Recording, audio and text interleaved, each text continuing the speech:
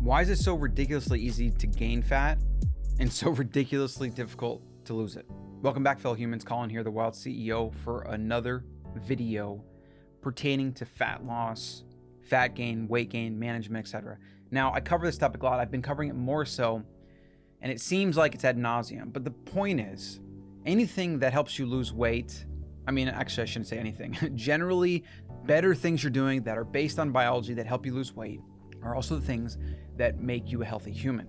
So really, when I talk about weight loss or management or anything like that, I'm trying to help you build and maintain homeostasis at the lowest genetic, kind of lean, natural body type that you're meant for, because it's in there somewhere. If you don't have it right now, your body type is in there underneath layers of fat.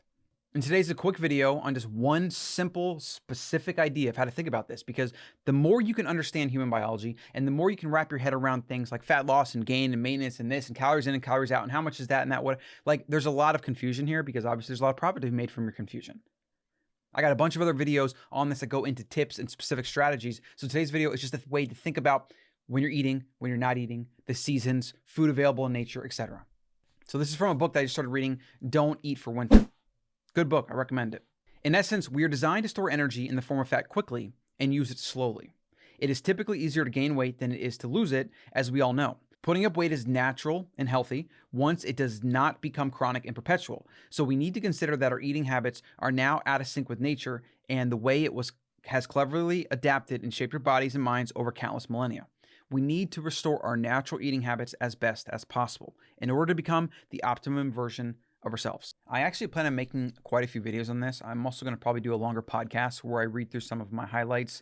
You can get on the AM5 newsletter to make sure you don't miss those over at colin.coach. And there's a lot here. It's a lot of things that I've been intuitively understanding and reading about for years from disparate sources, different books, etc. But it's based on hunter-gatherer way of life. It's based on the seasonality of nature and what foods are available in nature, in the wild, and how often. Now, this is one of those data points where I feel like modern science and research has failed us because they don't account for other variables. When you study chimps, when you study a lion or carnivore or a ruminant animal or whatever it is, you're trying to study what is their natural habitat and how do they interact with that habitat on a regular basis? How do they respond? Do they migrate? Do they not? Do they stay in one area? Do they roam around? This is all very well understood when you study any biology whatsoever. Yet when it comes to studying humans, due to various ego, status quo bias, even politically driven corporate agenda, we ignore this type of research or it doesn't really get the attention it deserves because somehow we believe falsely in these false idols, doctors and researchers in a lab. They're supposed to tell us how to live and eat.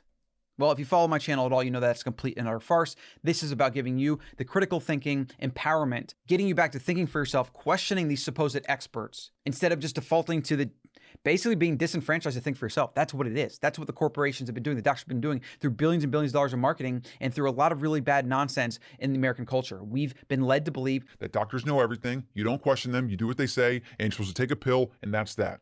This entire book is about the idea that for a certain time of the year, there's carbs and plant foods available in abundance. Fruit is in season. Bears, other mammals, birds will use fruit. They will optimize for and seek out very sweet produce, for example, fruits, and they will use that to fatten themselves up for winter. Because then when winter comes around, food is harder to come by. Plants are harder to come by, and there's basically no fruit. And if you look at the amount of calories that humans need to survive, you have a very simple metric to see how humans are not a plant-based eating species or a fruit eating species or some of the other ridiculous, outlandish ideas like fruitarianism and things like that. It's so obvious to see when you actually look at what goes on in nature. Now, let me ask you a question real quick. When was the last time you went out in the woods or on a hike? How much food did you see? We have a lot of wild wilderness out here in Austin and trails and all kinds of great stuff. If I had to survive in that environment, I would be hard-pressed. Not only do I have no clue what plants are usually edible, but it's not like there's fruits growing in orchards all over the place. There's not monocrops of edible human food just sitting there. So the book is about the theory of we are supposed to eat certain plant foods at a certain time of the year before winter. We're supposed to be good at gaining fat, which is also what you get into the thrifty gene hypothesis, which is basically the idea that our hunter-gatherer ancestors were supposed to be good at getting fat when certain foods were available, like let's say before winter, and then going for long periods of time without really as many calories or as many kills or as many food or this or that. And that's why we have things like intermittent fasting that are so good for you. And so the thrifty gene hypothesis is that humans that would have been good at gaining fat and then good at burning it off for long periods of time with little or no food for periods of time would have been those that survived and passed along their genes. And if you think about the world we live in today, where we have food everywhere all the time, and where most of the food that people eat is from the plant kingdom, full of carbs, sugar, etc. And then most people are obese. Like, it doesn't take a rocket scientist to see what's going on here. The potentially millions of doctors and individuals in big food and big pharma that prop up this status quo, what they tell themselves is that, well, it's just 150 million plus Americans and even more millions around the world in other industrialized countries. They're just lazy, they don't exercise, and they eat too much food. That's what they convince themselves of, because they believe falsely in the simple energy balance that it's about how much calories you eat and it's how much calories you expend and how much you move or don't move. But then I say as sarcastically as I possibly can, do you really think it's just 150 million Americans, humans, Homo sapiens sapiens? Do you think that they're just all lazy? They just all don't move or whatever? You think it's as simple as that? No, it's not. There's other things going on. It's this dogma around low-fat, plant-based diet, being healthy, better, whatever, pushed on to the American public, and at this point in other countries going on too, and then trying to justify it with really bad epidemiology research that's usually funded by big food companies and big pharma. I kid you not, this is literally the accidental conspiracies, as I call it, that are propped up and that perpetuate the ridiculous narrative that we have today that quite literally kills 1.5 million people plus a year in America alone. Heart disease, cancer, number 2, medical error, number 3. It's probably even closer to like 1.7 to 2 million people a year die from lifestyle-related diseases because they listen to their doctor, they take their drugs, and they eat the same BS. I've even heard of examples of somebody that was pre-diabetic going in for a nutrition consultation in which the nutritionist gave him crackers and said, oh, well, you need to keep your blood sugar up, so here you go, make sure you eat these. And he started asking questions like, well, wait a second, it's kind of like, seems like a bad idea. Like, and she's like, oh, well, your blood sugar is probably low. You're probably not feeling very clear-headed. You're probably being moody. Here's some crackers. That'll fix that. Like, it's, oh gosh. People put their blind trust in ivory tower, in the intelligentsia, and these doctors and researchers and whatever. And actually, here's a good website to go to. I believe it's called retractionwatch.com. I'll find a link to that. But it's the most retracted research papers ranked by doctor or research or whatever, and a ranking, and it's constantly being updated, whatever. And there's just like top 10. There's some scientists and researchers that have had quite literally all of their work retracted. Yet for years they were cited. In fact, the top 10 list is actually research papers that are still cited to this day that have thus been retracted. Yet they're still included in a bunch of other research that quotes them and picks out and whatever. There is so much issue with peer review, with the entire journal publication and the gatekeepers and all the nonsense. Like, there's so much bias. There's so much cherry picking of data. And there's literal downright fraud. There's also accidental fraud where you manipulate data in a certain way, or you like don't account for this variable and like you kind of see things in the numbers. It's ridiculous. I'm actually reading a book, science fiction. It's very, very good if you're interested in this. I highly recommend. It will definitely make you question pretty much anything you ever hear from research again. So back to the book. We think about how there are certain foods in nature that we would have eaten, and then we pretty much would not have eaten them for like the majority of the year. Think about how that is today. So you have people that tell you that fruit is always healthy no matter what, right? I don't necessarily debate that. I guess if you ate enough fruit and consistently, you're definitely going to have issues. You can fill up fructose in the liver. If you already have metabolic issues, it's not going to help you. So in that case, it's actually not healthy. But this is a dogma where people say things like, well, if somebody tells you fruit is bad or don't eat fruit, run far away from them. They don't know what they're talking about. Like, this is just the simplified BS nonsense that you get from the calories in, calories out crowd, usually found in the fitness space. People that work out and take drugs on a regular basis like to dole out nutrition advice as if they know what they're talking about. I can tell you right now, I was in the fitness space. I was in CrossFit for years. I had a gym, hundreds and hundreds of clients, whatever. 99% of people in the fitness space know jack shit about nutrition. This is why it's always important to focus on the first principles of the things we know for sure. We know that hunter-gatherer, man and woman, were beasts.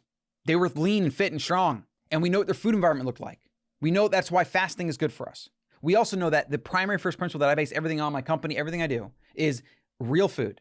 Everything's based on real food. Even if you did eat fruit year round or whatever, and you kind of gained some weight and lost or whatever, I don't think that's the end of the world. I think that the human being, as we actually see from this in the book, that we're actually good at gaining fat and we're good at burning it off. But the problem here, and the really big takeaway from this entire video is this: Mother Nature forced us to burn off that fat because Mother Nature didn't serve us up on a platter food year round. Today, in our current food environment, we can serve ourselves food, highly energy dense food, highly sugar dense, grain dense, toxic vegetable oil dense food on a year round daily basis.